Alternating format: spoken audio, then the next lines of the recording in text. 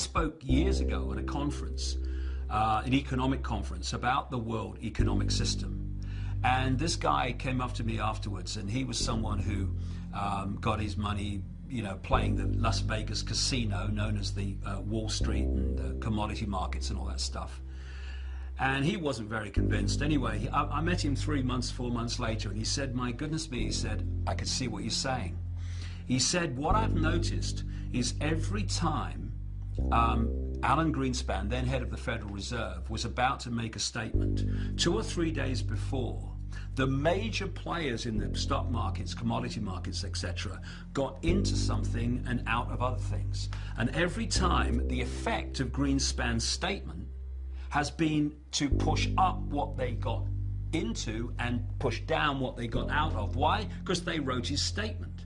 The whole economic system is about whether people have confidence in it, and the confidence comes from the people who run it. And so what we're going to see, and we've started to see this with Greenspan, is we're going to see more and more negative statements about the economy, and we're going to see a breaking of confidence in it, and therefore we're going to see its demise, its collapse. Now, this won't collapse catastrophically for the elite, because people say to me, well, why would these elite people, why would they crash the stock market when they had lots of money in it? Well, if you know a stock market is going to crash, or a commodity is going to crash because you're the one who's going to crash it, then what do? You get out of it just before the crash, you let it crash, and then you buy up vastly greater amounts of that at a few cents on the dollar, and then you increase the confidence and up it goes again, and now you own vast amounts more than you did before. There was the famous infamous story of the Rothschilds at the time of the Battle of Waterloo, when the Rothschilds put out the false rumor in the London financial district that Britain had lost the Battle of Waterloo. And of course, everything crashed. And then came along the real news, the real truth, which is they'd won the Battle of Waterloo, and the stock market went flying up again, except when it crashed, the Rothschilds had agents all around buying up stocks on a few cents on the dollar. And at the end of that day, the Rothschilds were vastly more wealthy and powerful than they were before. So if a stock market crashes, or an economic system crashes, it's because those who move trillions of dollars around it every day have made it crash. And in a world where money is king, where money decides choice, where money decides life possibility, what greater way of creating chaos and fear than a collapse of the economy? And we're already seeing that happen. It works like this. This is how the economic system has worked for centuries, and still being applied today. It's real simple, and this is how the elite few have trawled the wealth of the world and created booms and busts at will.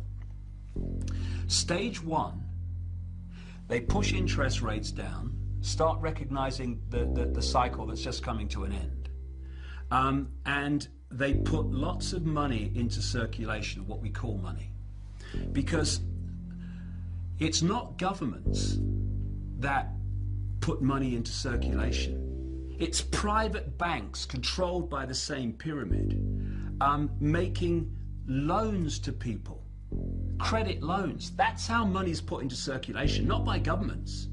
So what the banking cartel does is it puts vast amounts of money into circulation by pushing interest rates down and giving loans for, on next to no collateral. What happens then is there's lots of economic activity because there's lots of money swirling around, so there's lots of units of exchange to buy goods. So what happens is people get more confident, they take out more debt themselves, because, oh, we can have a bigger house now, darling. Yes, the economy's doing so well. We'll have a bigger car. We'll have 2 holidays, vacations a year now, or 3 maybe, because we're doing ever so well.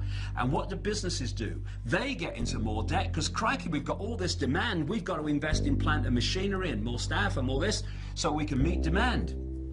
And then that is, in effect, the elite economically putting the fishing line out. And then at some point, and we're closing in on that point now, they start reeling the fishing line in. Because what they do is they start pushing interest rates up. Now what happens is lots of money that was circulating here, buying things and creating economic activity, is now going out of the economy to pay increased interest rates on the debts that people have. As a result of that, there's fewer things being bought and sold.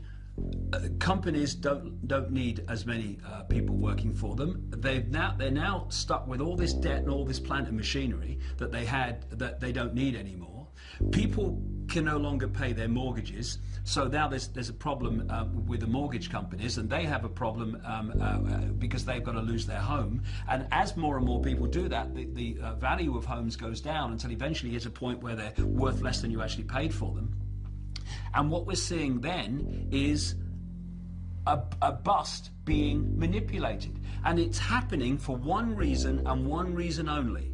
The amount of units of exchange in circulation is being removed from the economy. What we're seeing now are the signs that they're now manipulating a bust in this very way to create as much chaos and panic and fear as possible, because panic, fear, and chaos are a manipulator's dream.